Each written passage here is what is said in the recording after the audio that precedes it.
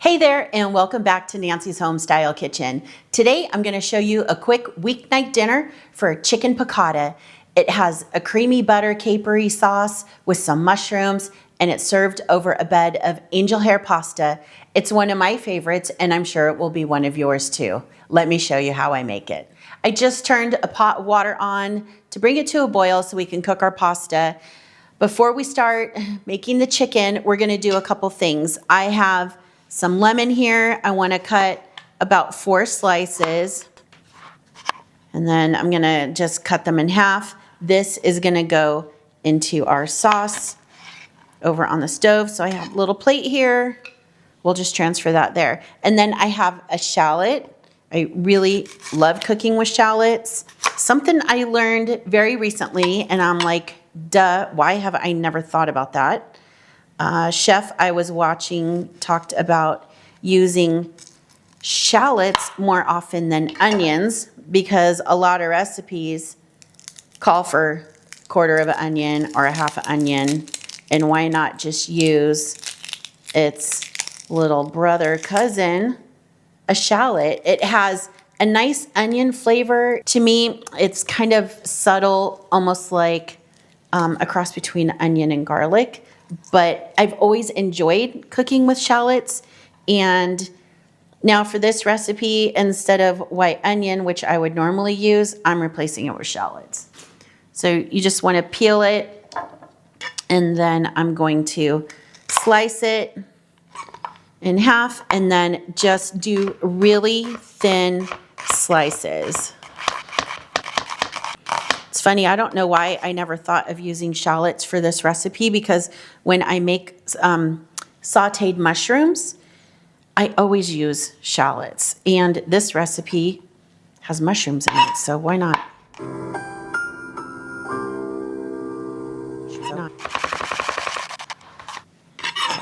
The next step is preparing our chicken. So I have some boneless, skinless chicken breasts that I have thawed. And these are the thin cut ones that I get from Costco, but you could see they're still kind of thick. So what I'm gonna do is trim off some of these parts that I don't like, because I just don't. And then where you can see there's definite level, it is flat, and then it's definitely thicker on this side. So I'm just gonna cut it, and then I'm gonna butterfly this. So I'm going to hold my hand and just very carefully and as evenly as I can slice through.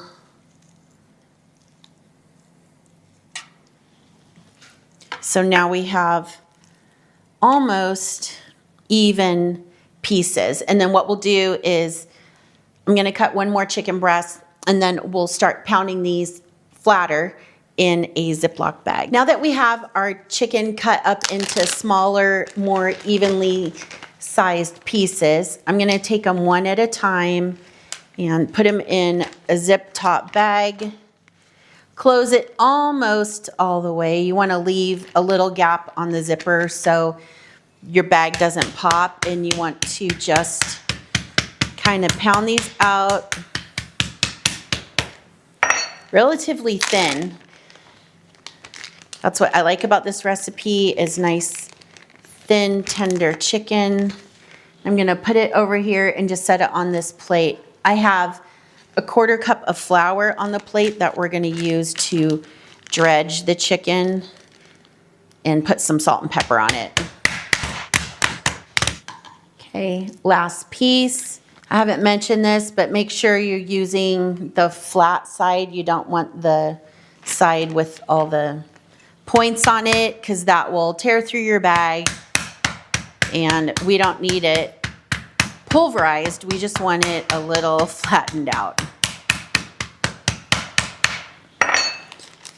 When I used to do this, I used to just use 2 pieces of plastic wrap, and I felt like I still had chicken everywhere. And I really like this method because everything is contained in here.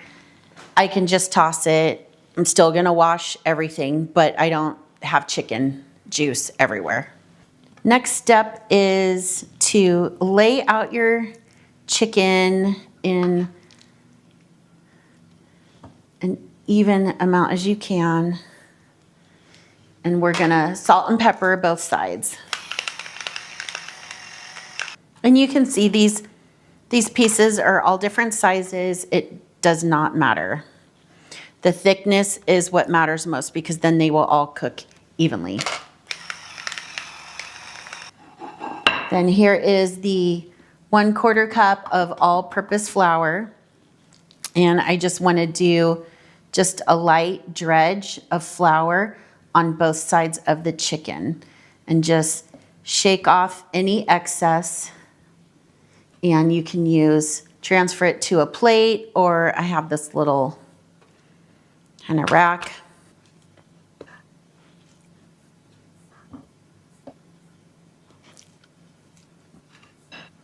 All the chicken is coated, and the next step is to go back to the stove and we'll begin cooking it. Okay, so we're over at the stove and it's time to start the chicken.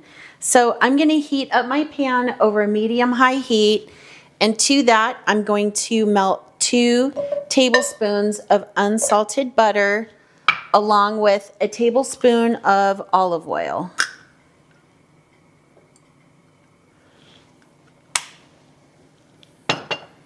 I have my water boiling here, and what I'll go ahead and do is drop the noodles into here. And what I have is 8 ounces, so it's like half a pack of angel hair pasta.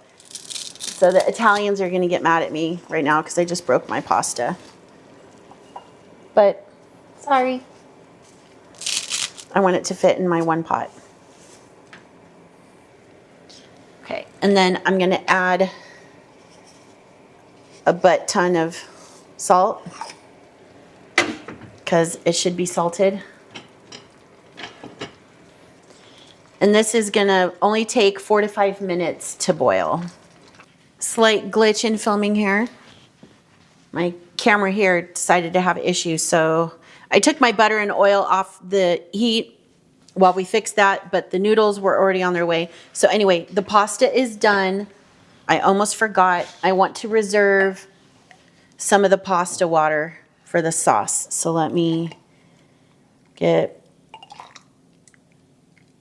about 3/4 cup of the pasta water. I'm just gonna set this aside, go over to the sink and drain the pasta real quick. All right, now we can continue with the chicken.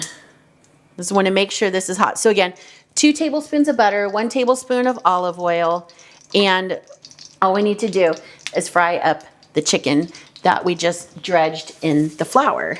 So we'll just do a couple pieces at a time so we don't overcrowd the pan.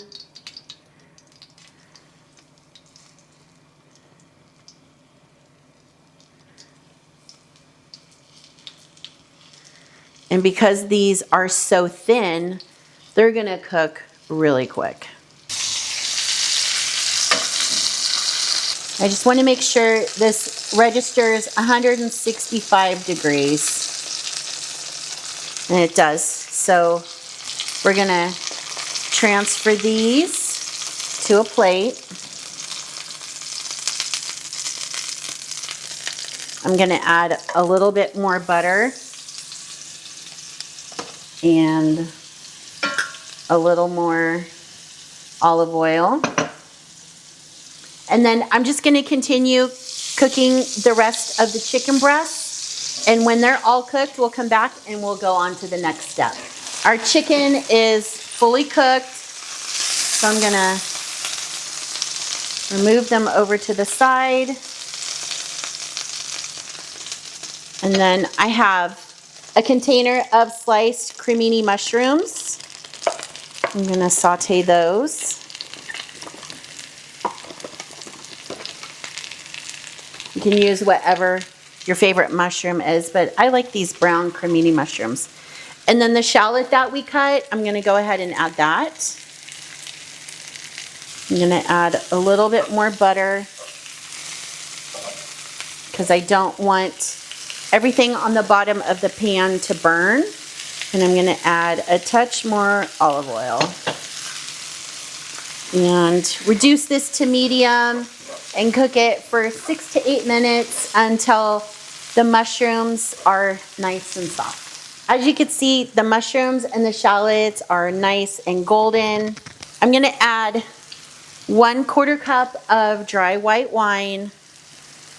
If you want to skip the wine, you can and just go straight chicken stock.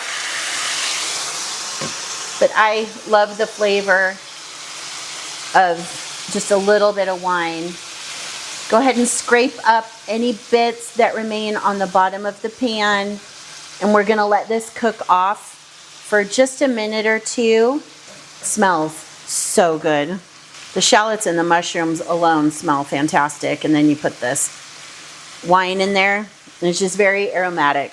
So where I used to live, we had Cheesecake Factory. We don't have it where I live now. And pretty much every time I visited Cheesecake Factory, I would get their chicken piccata. And because I loved it so much, that's why I started making it at home. Okay, so you can see most of that wine is evaporated. And now I need 1/2 cup of chicken stock. So again, if you didn't want to do the wine, just go in with 3/4 cup of chicken stock. And then I have 2 tablespoons of fresh lemon juice. I have 2 tablespoons of capers. They come in a little jar like this. I drained and rinsed 2 tablespoons. And then I'm going to add the lemons that we cut up.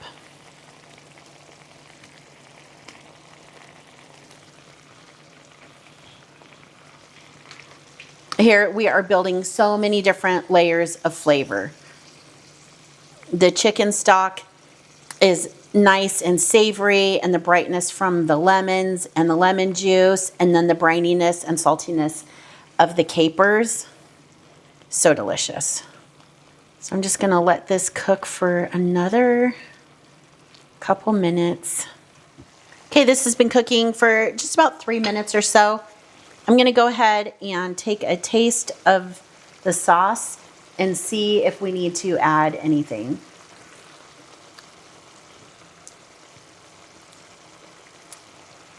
You definitely get the lemon.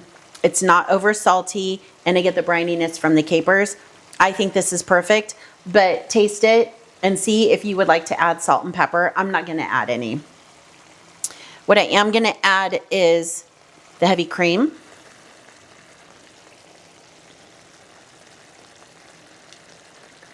I want a little creamier, so I'm going to add maybe another 2 tablespoons. So 1/4 cup to 1/2 cup. Okay, I'm going to add in some chopped Italian parsley. I have 1/2 cup here. We are not using that much. Maybe 1/4 cup, and then the rest I can use to garnish.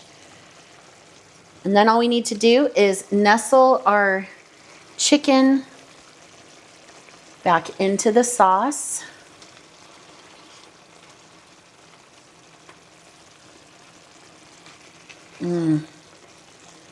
Quick and easy dinner.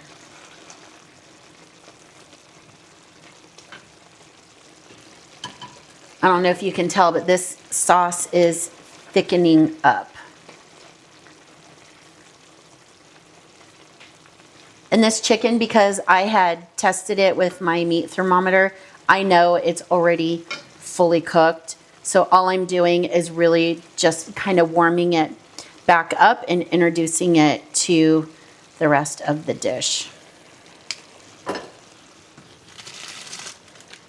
So the final ingredient,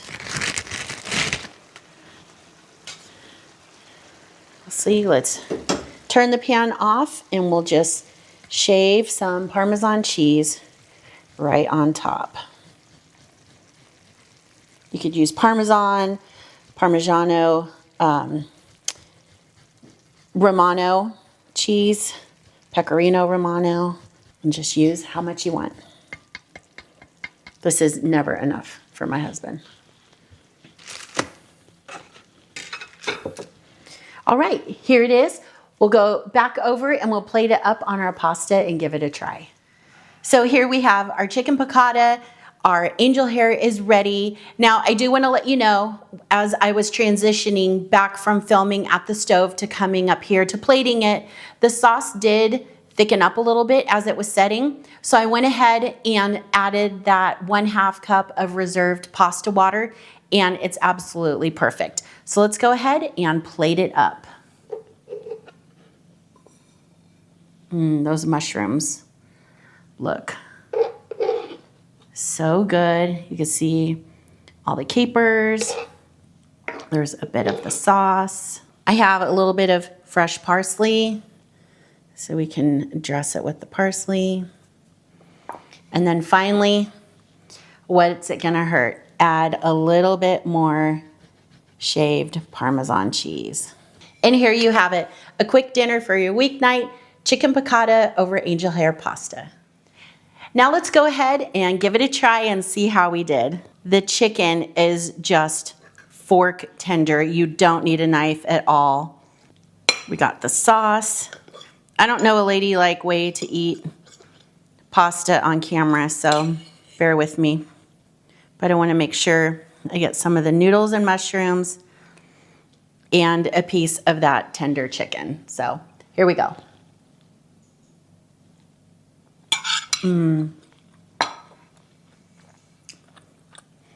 It is so good.